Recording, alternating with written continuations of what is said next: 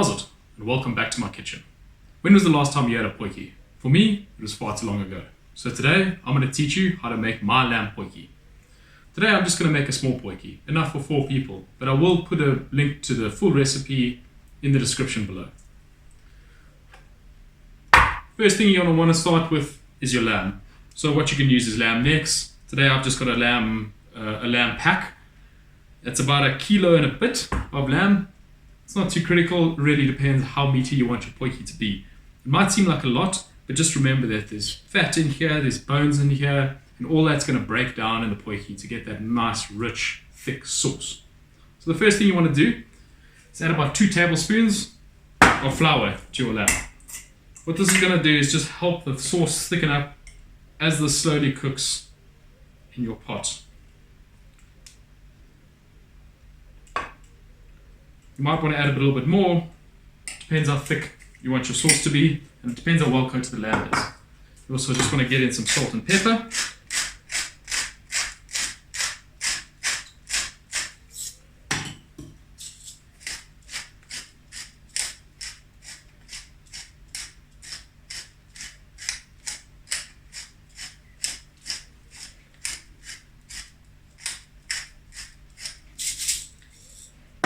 And then just get in there with your hands and make sure all the lamb is nicely coated with the flour.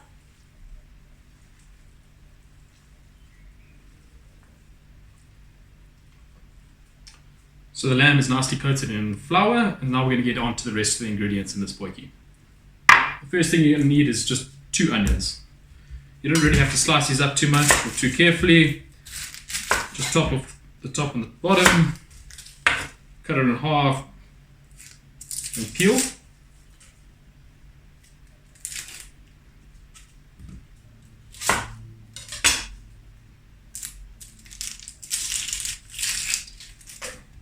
Once you've halved and peeled your onions, just cut them in half again. So you're basically quartering 2 onions. These will go in right like that. As well as onions, you're going to need about 2 big cloves of garlic. You can just slice these up. Just remember, everything's going to be cooking for about 3 or 4 hours in the pot, so nothing has to be finely chopped. It will all just break down nicely.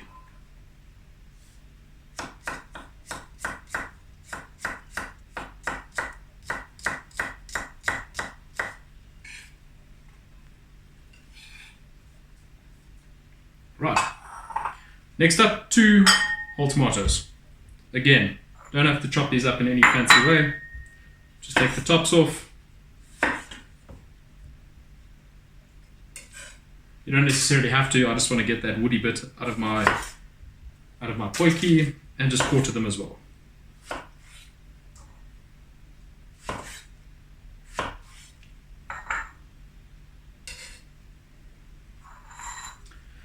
As well as those tomatoes, you need about half a punnet, 125 grams, or 10 baby tomatoes.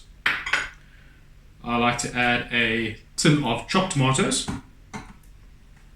Then about half a pack or 125 grams of mushrooms. What we're going to do is just halve these. You can leave them whole, you can slice them, whatever you like. They will only go in the potjie towards the end because they will obviously cook very quickly. But if you want them to just disappear into the sauce, you can put them in earlier. It's the great thing about a potjie, is you don't have to be precise. Potjie is not exact science, it's more of a passion. You just go with feel.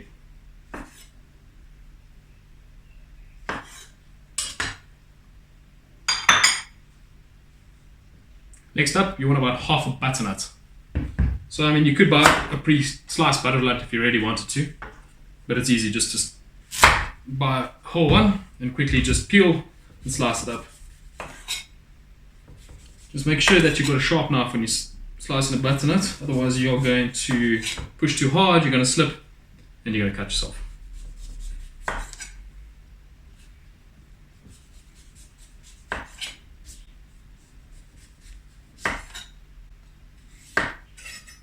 Then you can just slice it up into rounds.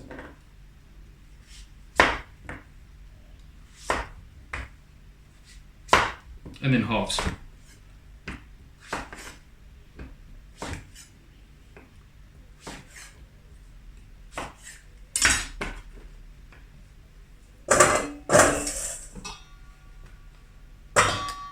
Then 2 sweet potatoes to go with the butternut. And I'm going to do the same here. I'm just going to slice it into rounds.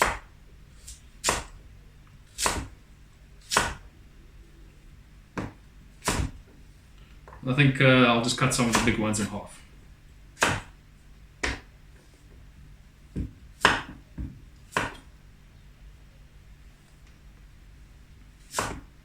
You can peel it if you want. I'm not going to. I don't mind the skin.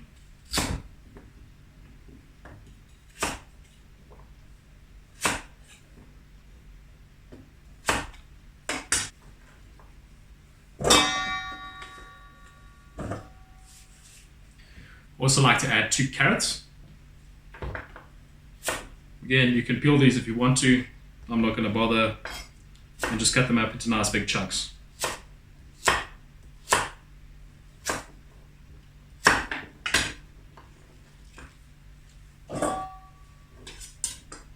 And then other things you're going to need is about a 1/4 cup of tomato paste. It's about 100 grams. You're going to need about 2 teaspoons of brown sugar. You're going to need about a cup of stock, vegetable stock, lamb stock, you put a beef stock, whatever you've got available. And then I always like to stick in some barbecue spice. Okay, let's get to making the potjie. Alright, when making a potjie, you want to make sure you have 2 fires. 1 fire for fire, and 1 fire under the potjie. So you just want enough heat under the potjie to get it to bubble slowly. You never want this thing to be boiling and getting too hot, otherwise you're just going to burn the bottom of it and it's going to be horrible. So 2 fires, 1 for the potjie, and 1 to keep on topping up the few coals underneath the potjie. First you want to do olive oil in your pot, good glug, get it nicely coated.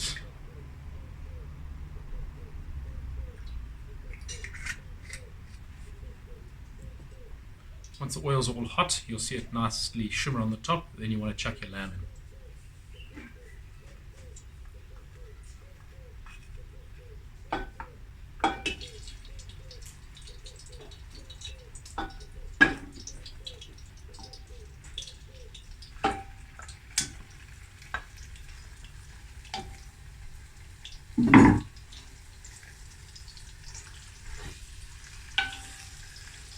So what we're going to do here is just brown all the lamb nicely, get it to start to caramelize, and then we're going to take it out again, and then we'll do the onions and the garlic and get those things going before we chuck everything back in the pot.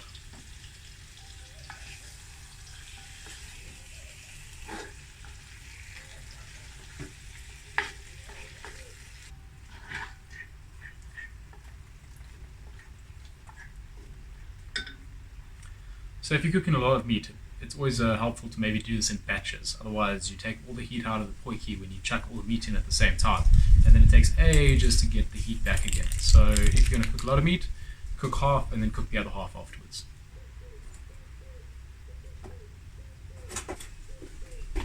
Just turning up the heat a bit.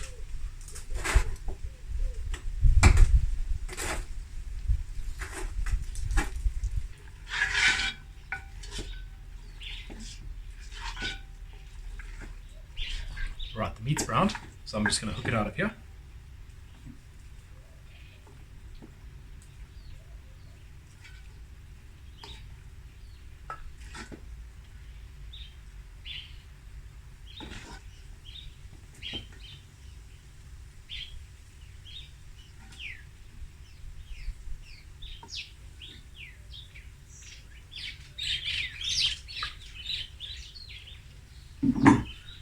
Next, I'm going to put just a bit more oil in here, just so we got something to get those onions going in.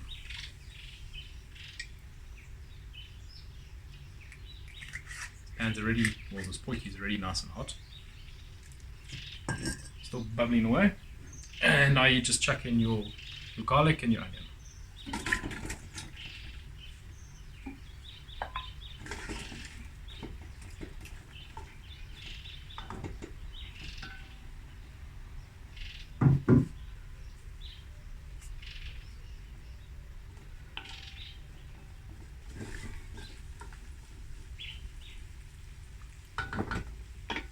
One important tip when cooking is to always stay refreshed.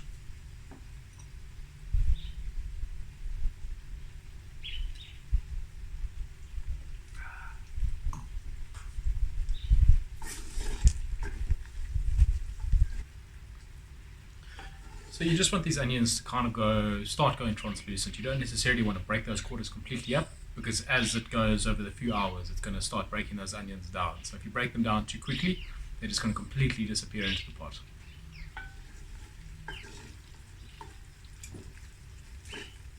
Alright, the onions are looking good. Next in, tomato paste.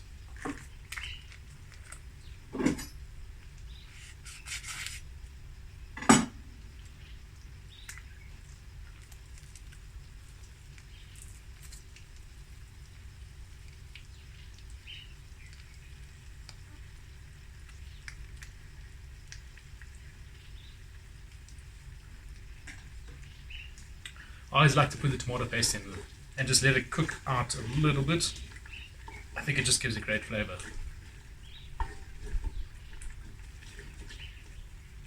It's smelling good. So the tomato paste is cooked a bit, so I'm going to put the lamb back in now.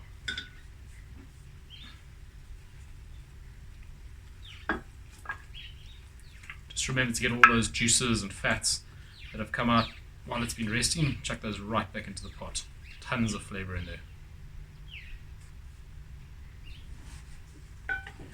Let's get this good mix up.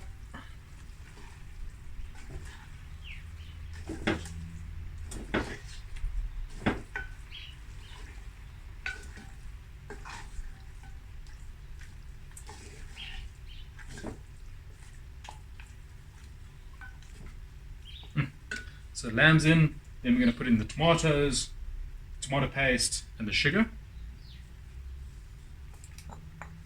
That's the big tomatoes, baby tomatoes right in whole. I'm going to put in the canned tomatoes. It might seem redundant, but all these different elements are giving different flavors into the meat or into the potjie. Put in the sugar. That's just going to help bring out the flavor of the tomato. Give it a good stir.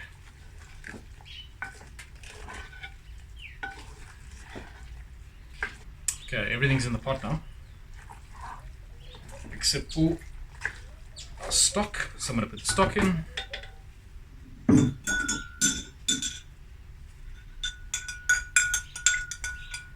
Now if you find your stock isn't quite enough, you can always add some more water, you can add some beer, you can add a little bit of red wine, white wine, anything you feel like, just to get enough liquid in the pan, just to sort of almost cover the meat. There's the stock. Just bear in mind the whole time that as this cooks, all the moisture is going to come out of the tomatoes, and it's going to come out a little bit of it out of the onions, and the fat's going to come out of the meat. So the moisture is going to definitely increase inside the pot. They don't put in too much, but you just want it to be near the top.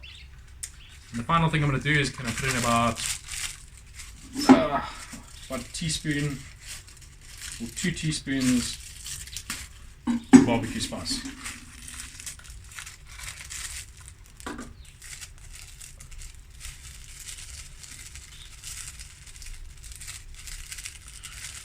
You know, I almost think it's a bit of a cheat using something called barbecue spice instead of all the individual spices, but this just gives it such good flavor.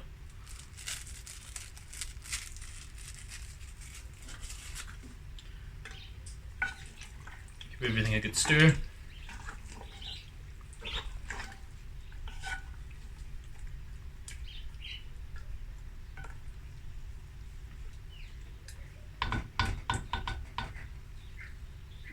And that's it. We're going to put the lid on, and we just want this thing to slowly start to simmer. So if you could just get nearby to the lid, you'll hear just a pop, pop, pop, pop sound, and that's what you want. So just keep an eye on the fire, your side fire, keep an eye on the potjie fire, just to make sure that it's constantly got that pop, pop, pop. And then we're going to check back in this in about 3 hours. Alright, so it's been about 3 hours. This pot's been closed the whole time, and that's very important with the potjie. You don't want to let any of the moisture out of the pot. You don't want to stir it, you don't want to mix it, you just want to let it bubble away there for a few hours. So let's open this guy up. That is looking perfect. It's looking nice, the color is good, it's just slowly bubbling away here inside the pot. That's exactly what we want to see. So now what we're going to do is we're going to add the vegetables that we cut up earlier. We're going to add the sweet potatoes, we're going to add the butternuts, and we're going to add the carrots, and we're going to add the mushrooms. So what you normally do here is you put the vegetables that want to cook the longest, you put them at the bottom, and then you layer the next ones on top, the next ones on top, and the next ones on top. And you do not stir it until you're going to dish it up. So what we're going to do is just stick a spoon in there. Just make sure it's not burnt on the bottom. We don't want to stir what's going on inside. And then we're going to layer the vegetables in. Luckily, with these particular vegetables that we've got here today, the carrots, the sweet potatoes, and the butternuts, they're all going to kind of cook at the same rate. So we're just going to chuck those all in together.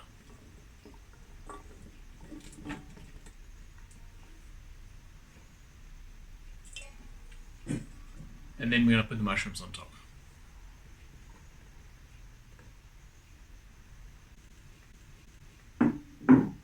And that's it. We're going to let this thing go for probably another 40 minutes, and then we're going to be ready to eat.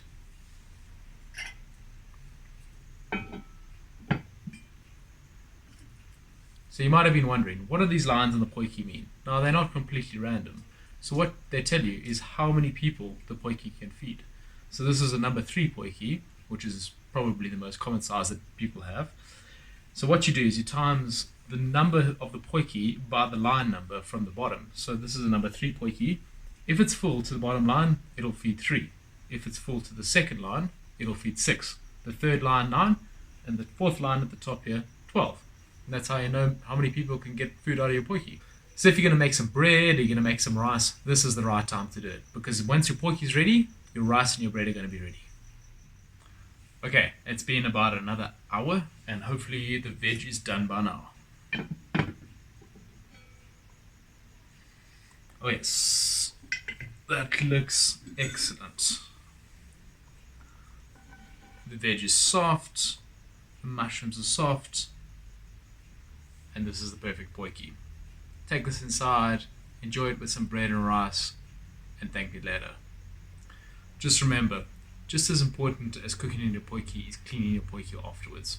Once you're done, just rinse it out with some hot water, give it a light clean with some slightly soapy water, and then just rub the whole potjie inside and out with a vegetable or a canola oil. After that, put some bundled up newspaper inside to absorb any moisture and store it in a dry place. It'll be good as new for next time. If you enjoyed this video or you enjoyed this potjie, tell me in the comments below. Give the video a like and consider subscribing. And remember, until next time, stay safe.